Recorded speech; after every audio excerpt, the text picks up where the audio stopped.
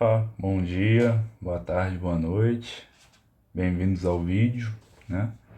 Então hoje a gente vai fazer uma dedução muito importante, né? A gente vai determinar o campo magnético devido a uma corrente que percorre um condutor de comprimento finito AB, tá bom? Então, para isso daí é um eletromagnetismo 2, né? Então, em eletromagnetismo 2 a gente trabalha com campo magnético. E a ideia desse vídeo aqui claro, essa dedução ela é clássica, né? Ela está em todos os livros de eletromagnetismo, nas primeiras páginas que você começa Eletromag 2, né? Mas a ideia aqui é desde a ideia mais básica possível até todo o desenvolvimento matemático, também explicando cada coisinha e a gente chegando na expressão conhecida, tá? Então vamos começar pelo começo, pelo Eletromag 1. Né? Então o campo elétrico, né? O campo elétrico é o Eletromag 1. Né? A gente estuda o campo elétrico no Eletromag 1. E o que gera o campo elétrico? O campo elétrico é gerado por uma carguinha, né? Pode ser uma carguinha positiva ou negativa, e ela vai influenciar o espaço ao redor dela, né? Que a gente chama de campo elétrico. Beleza. Tá? Então, escrevendo isso, né, de uma forma simples e rápida, extremamente simples, é gerado por uma carga. Se uma ficou uma bosta. Peraí, por uma carga elétrica. Tá, elétrica. Estática. Estática. Peraí que eu tô escrevendo rápido. E a rapidez, a pressa é o inimigo da perfeição. Ou estacionária, né? Que é o outro nome. Beleza. Então isso que gera um campo elétrico. E um campo magnético? O que gera um campo magnético? O campo magnético é gerado por cargas em movimento, né? Então o fluxo de cargas com velocidade constante gera, né, um campo magnético, né? Magnético estático é o nome correto. Ok. O que é esse fluxo constante de cargas? O que você pensa? Você que é estudante de física, de engenharia. O fluxo constante de cargas é a corrente elétrica, né? Então, ele é gerado, né?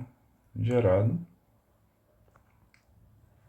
por corrente elétrica. Corrente elétrica. Contínua, né? Ou seja, a gente pode colocar aqui cargas que se movimentam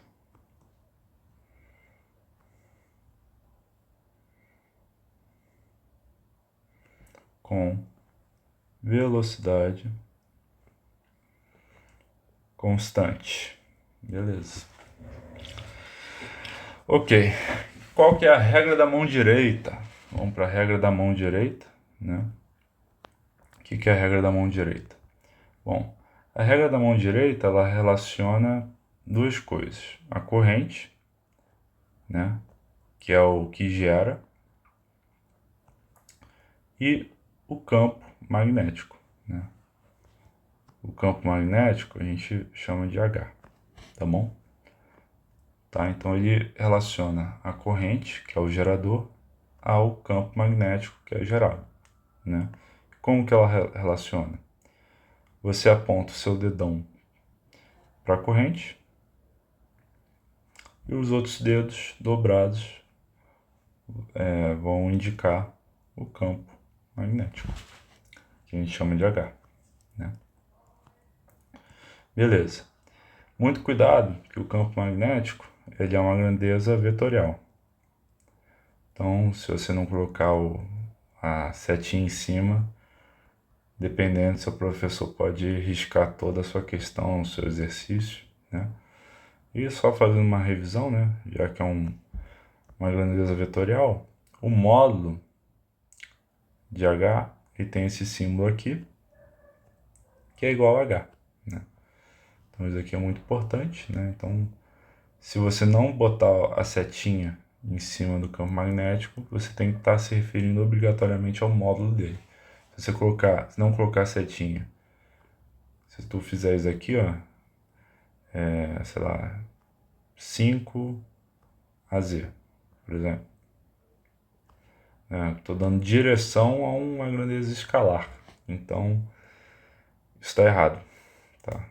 Então, se você quiser se referir ao módulo dele, você não pode colocar direção. Então, seria tipo 5, né? É um módulo.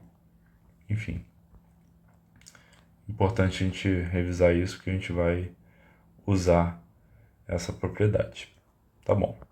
Então, agora a gente pode ir para a dedução. A gente já está apto para ir para a dedução do campo magnético devido a uma corrente que percorre um condutor filamentar de comprimento finito AB. Então, vamos lá.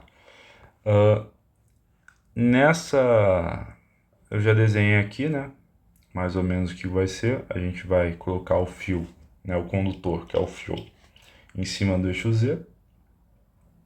A gente sempre escolhe lugares para facilitar nossas deduções, né?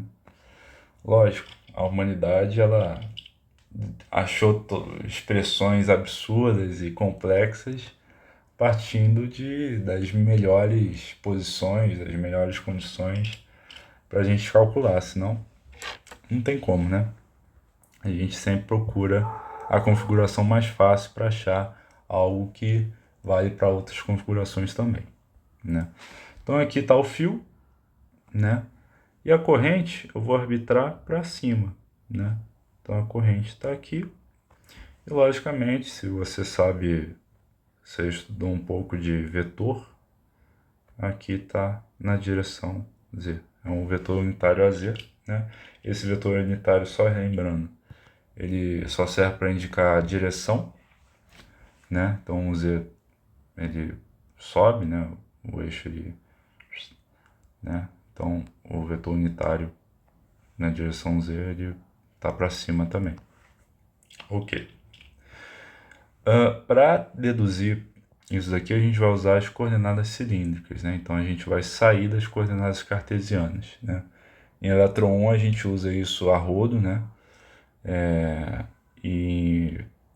Para mim é muito difícil, até para você pegar o jeito, né? Ver como é que funciona, é um pouco complexo, né?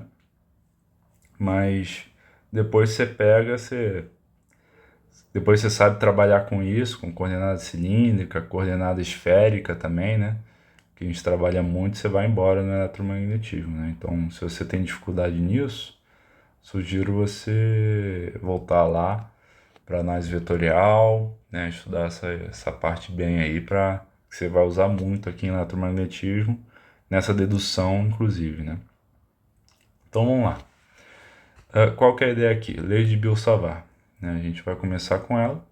Ela é a lei de Coulomb por eletromagnetismo 2, né? Ela fala que o campo, ela diz pra gente a intensidade, né, do campo magnético, né? Então, ela fala pra gente a achar o campo magnético, literalmente, matematicamente falando, né? Então tá aqui a lei de Biot-Savart, né, uma lei experimental, né, que o cara ficou lá experimentando e chegou nessa conclusão. Vamos trabalhar um pouquinho ela, tá? Primeira coisa, o que é esse Dzinho aqui na frente, né? Esse Dzinho significa que ele é bem pequenininho, esse campo aqui, ó, esse DH, né, esse campo magnético, ele é infinitesimal. Ele é tão pequeno quanto a gente queira, né? Ele é gerado também por um pedacinho tão pequeno quanto a gente queira, um pedaço infinitamente pequeno, né? Então por isso que eu coloquei nessa forma infinitesimal a lei de Biot-Savart, porque a gente vai começar por essa estratégia. A gente vai calcular o campo de uma carga aqui que está se movendo, e depois, usando o cálculo diferencial integral, né, integral, a gente vai somar todas as cargas que estão se movendo nesse fio e vamos encontrar o campo que é gerado por essas cargas bem nesse ponto, né? Então, esse fio aqui, ele tem um comprimento L, né? Então, a gente vai pegar um pedacinho bem pequenininho do fio, né? Como eu falei, a gente vai pegar um DL, que eu vou pegar aqui, né? Então, a gente vai calcular primeiro somente a contribuição aqui desse pontinho DL. Esse pontinho DL aqui, eu poderia colocar ele mais para cima, mais embaixo, tanto faz, tá? Eu vou colocar ele até um pouquinho aqui em cima, só para diferenciar um pouco, né? Então a gente vai colocar o nosso DL aqui, que é um vetor também, né? É um comprimento. Ok. Então esse DL aqui é um pedacinho tão pequeno quanto a gente queira, infinitamente pequeno, do nosso fio. Beleza. Esse R aqui, da lei de Biot-Savart, ele é a distância entre o que gera e o ponto de interesse, tá bom? Isso daqui é um G, tá? É o que gera até o ponto de interesse. Então, o que gera é, novamente, o fio, né? As cargas em movimento dentro do fio, né? Então, elas estão aqui se movendo, a corrente está aqui, então é o que gera. Aqui é a distância, né? Como é o que gera até o ponto de interesse, que o ponto de interesse é o ponto P, a gente tem isso daqui. Essa é a nossa distância, o nosso vetor distância, tá bom? Pela regra da mão direita, o I tá para cima, dedão, quem está entrando, os outros dedos estão entrando dentro do plano, então a gente tem né, um campo, um Dzinho H, entrando dentro do plano, né? Na verdade, como eu fiz pro fio inteiro, né? Já é o H mesmo que tá entrando, tá bom? Que a gente quer achar esse H, então ele tá entrando no papel, tá? Ok. Então vamos lá, vamos destrinchar um pouco dessa forma. O que é isso aqui? Esse AR aqui. Esse AR é o vetor unitário aqui da distância, né? Qual que é a definição do vetor unitário na análise vetorial? AR é igual ao vetor dividido pelo módulo dele. Como a gente viu, esse módulo também tem outra notação, né? Então é o R dividido por R. Opa, sem o vetorial agora. Beleza. Vamos jogar aqui dentro. Então DH, né, é igual a I vezes o DL, né? Produto vetorial R sobre 4π R ao cubo. Então eu só joguei isso daqui aqui no AR, tá? A única coisa que eu fiz. Beleza. Agora vamos destrinchar mais coisa ainda. Vamos ver quem que é esse DL aqui, né? DL. Beleza. O que é esse DL? Pô, olhe bem para a figura aqui e veja que o DL está em cima de DZ. Pô, Renan, por quê? Porque eu quis. Eu escolhi aqui o DL em cima do DZ justamente para a gente fazer isso, né? O DL, ele vai ser a partezinha bem pequenininha que também infinitesimal, que ele está pegando que ele está em cima, né, no eixo Z, né? Então DZ vezes o vetor de direção AZ, né? Isso que é a definição de vetor. A gente tem uma parte escalar e uma parte vetorial, né? Um vetor unitário aqui dizendo onde que ele está apontando, tá? Então no caso o DL está na direção de AZ, né? Porque o DL sempre aponta para onde a corrente aponta, né? Claro, DL é o comprimento. Não tem como o comprimento estar indo para baixo e a corrente para cima, né? O comprimento sempre segue o sentido da corrente. E a corrente está para cima na direção de AZ e ela preenche um espaçozinho DZ infinitesimal, né? Então, tá aqui. DL igual a DZ vezes AZ. Beleza. Quem que é o vetor de distância agora? Que é esse cara aqui. Que está aqui. Beleza, vamos fazer outra cor. O vetor de distância, esse é um pouco mais cascudo da gente entender. Na análise vetorial, ele sempre é calculado dessa formuleta aqui. Aqui é o destino e esse daqui é a origem. Tá? Qual que é o destino? O destino é o ponto P. Qual que é a origem? É o DL. Né? Se o DL está em cima do plano Z, qual que é a coordenada dele?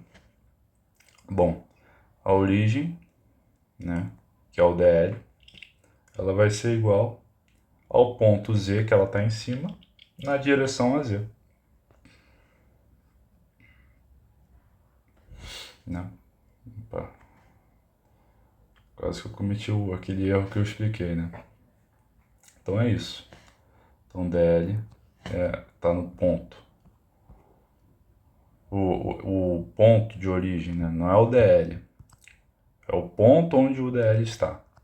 Considerando o DL como um ponto agora, né? Que ele é infinitamente pequeno. Então, ele é um Z a Z, né? É o ponto onde ele está.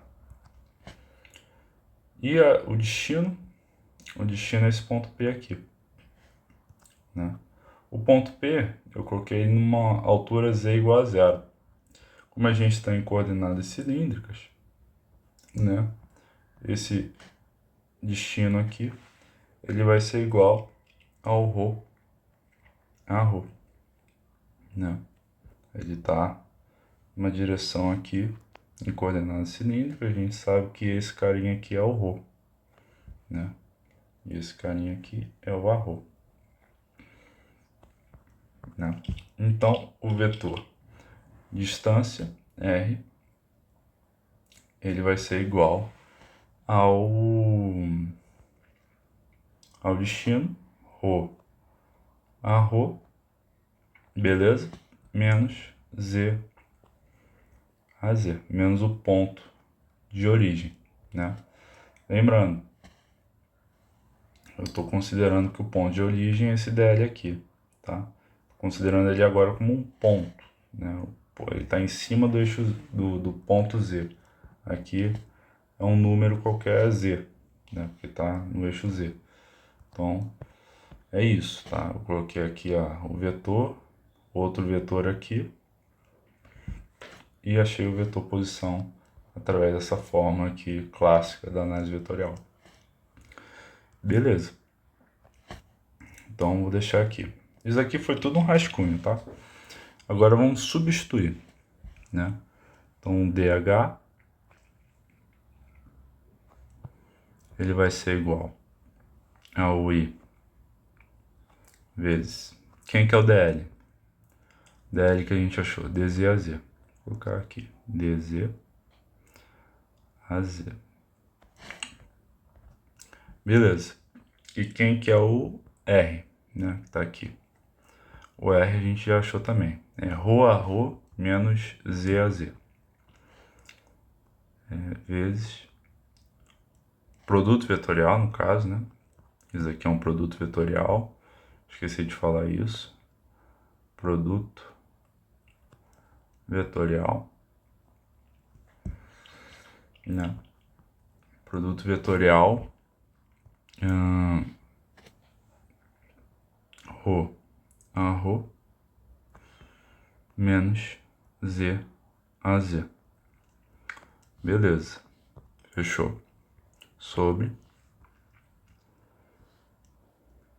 Aí só repetindo. 4πr ao cubo. 4πr ao cubo. Pô, beleza. Agora, vamos fazer esse produto vetorial aqui, né? Bom, produto vetorial, produtos entre vetores. Isso daqui é tudo escalar, né? Os vetores estão aqui, ó. Beleza. Coordenadas cilíndricas, né? Então, careca de saber que AZ, produto vetorial, ρ, igual a φ, né? E um produto vetorial vezes ele mesmo igual a zero, né? Então, AZ, produto vetorial AZ, ele vai ser igual a zero. Beleza. Então, voltando, o DH. É ruim de fazer um tablet que eu preciso ficar ampliando, depois, né, puxando de volta, vendo. Mas tudo bem. Então vai ficar I, né, DZ, isso aqui não muda. Rho, a φ. Porque a outra parte ali zerou. Sobre 4πr ao cubo. Bom, coisa boa. Quem que é esse R aqui? Esse R aqui é o módulo de R, tá? Ao cubo. Quem que é o módulo de R? Se eu sei quem é R, eu sei o módulo dele. É só aplicar Pitágoras nele. Então vai ser ρ ao quadrado mais z ao quadrado, né? Só elevar os dois ao quadrado e tirar a raiz, como isso daqui também é da análise vetorial, né? Tirando o módulo de vetor. Então, esse cara aqui é esse cara aqui, substituindo, e ρ dz a φ divididos por 4π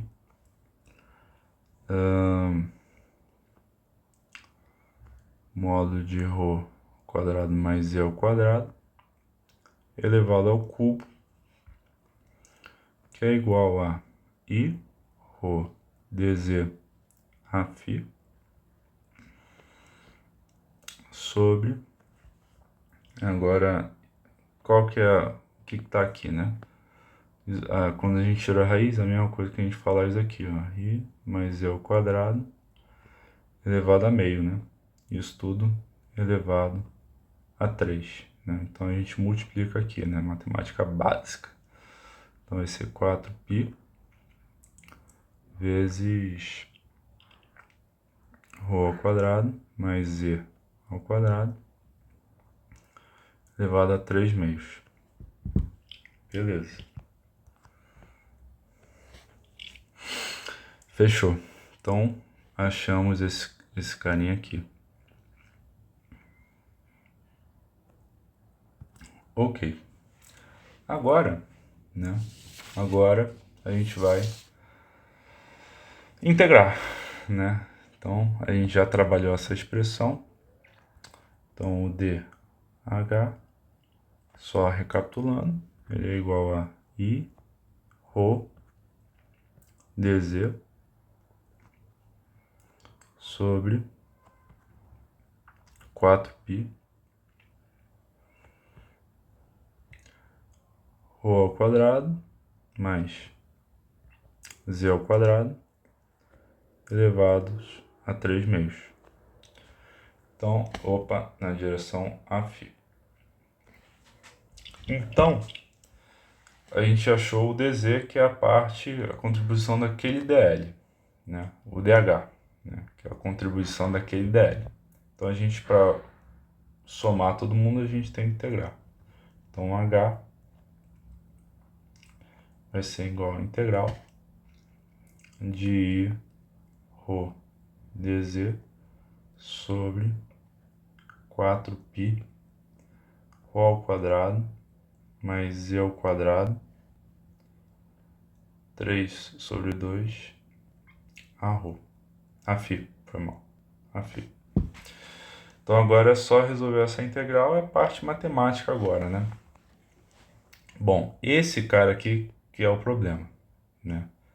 Esse cara aqui é um problema. Então, vamos escrever de outra forma aqui né? Esse carinha aí. Vamos copiar e colar essa figura aqui. Copiar e colar aqui pra gente entender o que eu vou fazer aqui. Qual que vai ser a sacada. Sempre tem sacada em Eletromag, né? Então vamos lá. Se a gente chamar esse cara aqui de alfa, né? A gente quer tirar essa parte aqui, né? Para simplificar essa integral. Se a gente chamar esse ângulo aqui de alfa, a gente tem que a tangente de alfa é o quê? A tangente de alfa é cateto oposto sobre adjacente. Isso aqui eu vou chamar de R, tá? Que eu tô pegando o módulo dele agora. Tá bom? Opa, aqui é hipotenusa. Foi mal. Então, o adjacente é o Z, né? Então, é cateto oposto sobre adjacente. O oposto é o ρ, o adjacente é o Z, né? E, novamente, esse DL aqui, ele está no pontinho Z. Então, né, a gente pode isolar o Z e ele vai ser ρ sobre tangente de alfa. Só que quem é o que significa esse 1 sobre tangente de alfa? Trigonometria, isso aqui, ó, é a cotangente. Então, o Z, ele vai ser igual a ρ vezes a cor. No livro, chama de cote, né? Cote de alfa. Beleza. Então, a gente sabe que o Z é isso aí. E aqui, ó, a gente tem um dz, diferencial de Z. Então, a gente tem que derivar para achar esse dz. Então, dz igual a ρ, que é uma constante, vezes o cotangente de alfa. Quem que é o cotangente a derivada do cotangente de alfa? É a menos cossecante ao quadrado. Cossecante ao quadrado de alfa. De alfa, né? Então, dz vai ser igual a menos ρ vezes cossecante ao quadrado de alfa. De alfa. Beleza.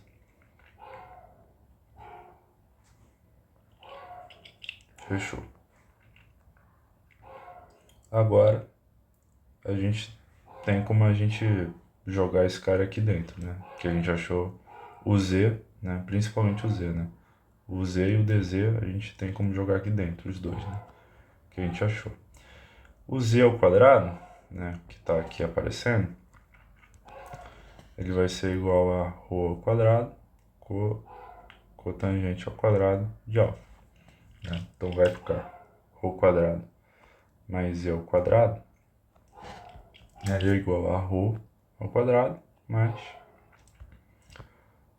ρ ao quadrado, cotangente ao quadrado, ρ ao quadrado, cote ao quadrado de alfa, né?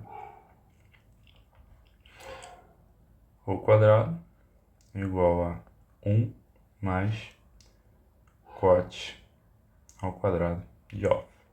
Então esse daqui vai para o denominador.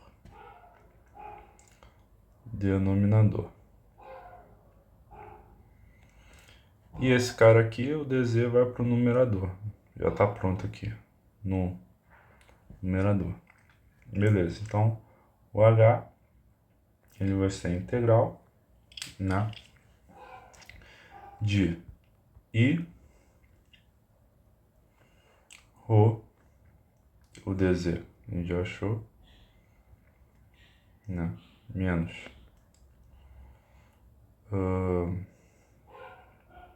menos ρ cossecante ao quadrado de alfa de alfa sobre ρ ao quadrado 1 mais cotangente ao quadrado de alfa vezes 4π aqui, né? 4π na direção Aφ. Tá, agora a gente corta, tá? Vamos cortar tudo. Esse cara, esse cara aqui some com esses dois. Aqui, ó, esse menos aqui tem que tomar cuidado para não esquecer ele, né? 1 mais cotangente é a cossecante ao quadrado. 1 mais cotangente ao quadrado igual a cossecante ao quadrado de alfa. Trigonometria também, relação fundamental. Corta também. Então vamos esquecer esse Aφ primeiro e vamos trabalhar essa integral aqui. E que esse Aφ aqui é só dizendo a direção, né, do H, né? Então vamos focar primeiro na parte escalar, né, que é essa integralzona aqui, né? Que na verdade ela tá assim, né? Então vamos lá. Então a gente tem menos o i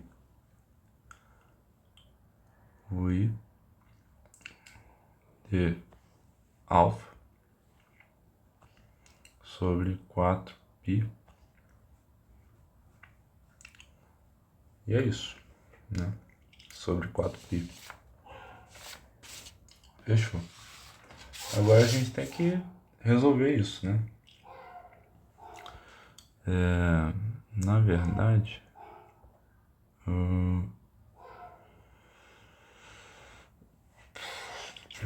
peraí que eu fiz alguma coisinha errada aqui. Não era pra dar isso.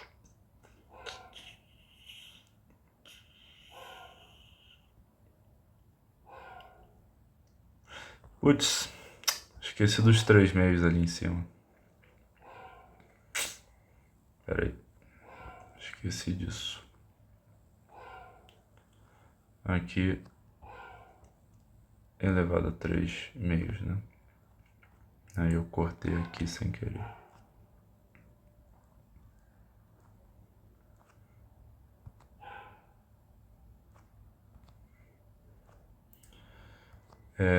Aqui vai ficar cossecante ao quadrado de alfa, né?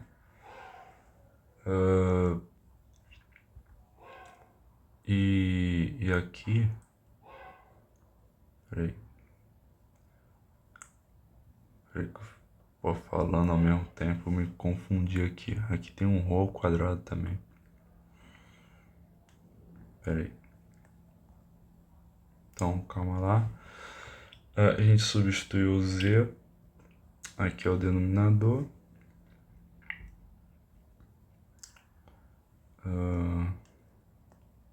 Nossa, fiz muita besteira aqui. Vai ficar 4π vezes ρ ao quadrado, 1 mais cotangente ao quadrado de alfa,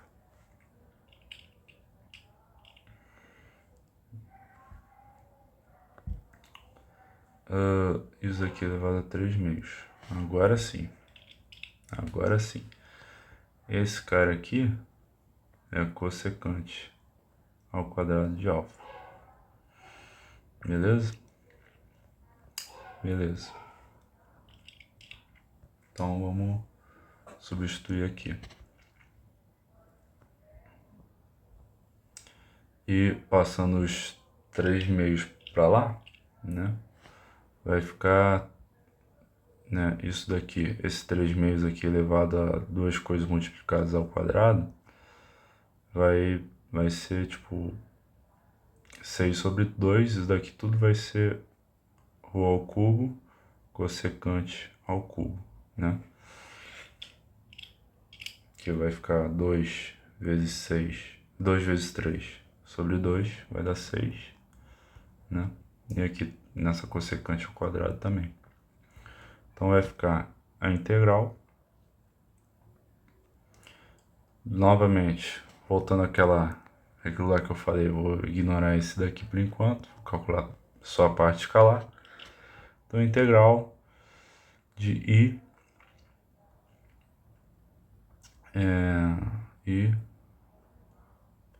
vou colocar menos I rho ao quadrado. Estou fazendo ao vivo aqui, hein? Cossecante ao quadrado de alfa, né? Sobre... Não vou colocar igual não, porque eu tirei esse AFI, então vou colocar uma setinha. Sobre 4π rho ao cubo, cossecante ao cubo de φ. Beleza. Agora a gente corta. Agora sim. A gente corta aqui, com aqui, aqui, com aqui. Beleza. Como a gente está em d-alfa, né? A gente tem que, né, fazer esses ângulos aqui, ó. Porque se ele vai do ponto A, esse alfa aqui, ele é da lei de Biot-Savart, né? Ele é o ângulo da distância aqui entre a distância e o fio, né?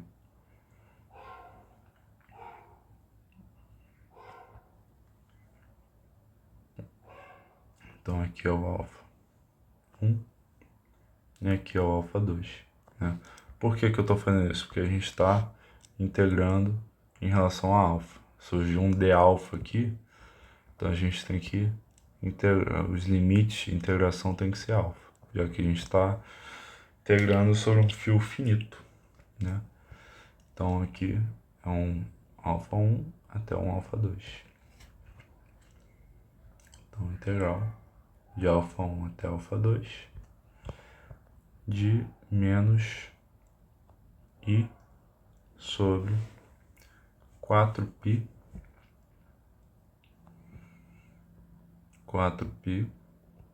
rho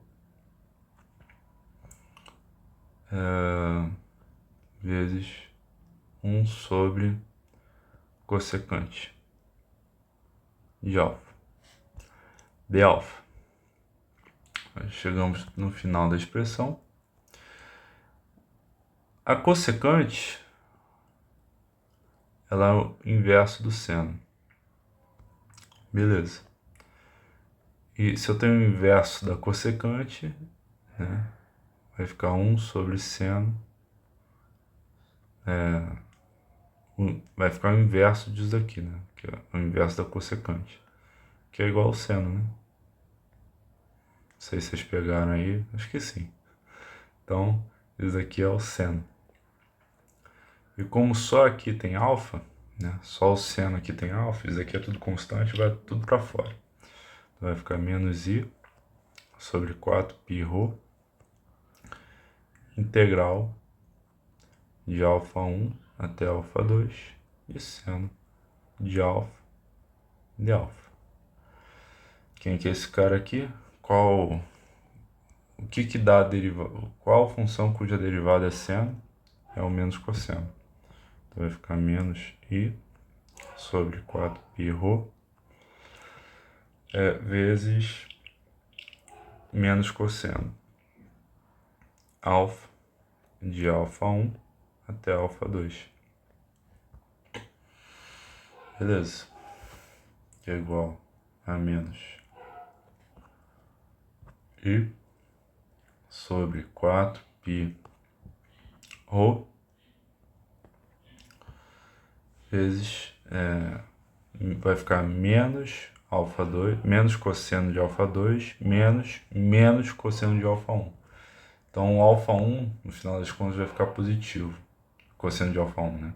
Então cosseno de alfa 1 menos cosseno de alfa 2 e tá pronto, né? E vou multiplicar isso aqui dentro, né? vai ficar I sobre 4π Rho, de cosseno de alfa 1, de alfa 2 agora, que agora, jogando esse menos aqui dentro, o alfa 2 vai ficar positivo, né? Menos cosseno de alfa 1. E aqui está em módulo, agora a gente tem que voltar com esse AφI aqui. Então o H, que é o nosso campo magnético gerado por um fio finito, ele vai ser igual a I sobre 4π Rho vezes cosseno de alfa 2 menos cosseno de alfa 1 na direção a φ, que é a fórmula para esse tipo, né? Maneiro, né? Bem bonita a solução, né? Claro que você tem que saber um pouco de matemática aqui, né? Para entender, mas muito bonita, sensacional. Espero que vocês tenham gostado aí, né? E é isso aí. Tamo junto, rapaziada. É nóis. Valeu. Até mais.